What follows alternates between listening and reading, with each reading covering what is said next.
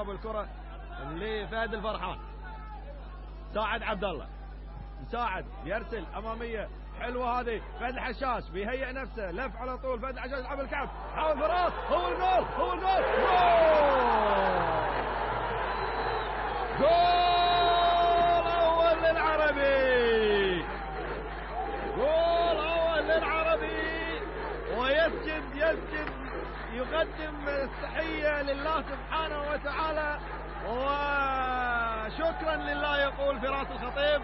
يسجل في مرمى الغاصية من كرة الحقيقة ملعوبة جميلة من اللاعب الشاب الصغير فهد الحشاش، سلمها للاعب الخبير في هجوم العربي، جمهور العربي الفرحان. وهدف أول يأتي في الدقيقة 32 من عمر شوط المباراة الأول لفراس الخطيب. شايفينه؟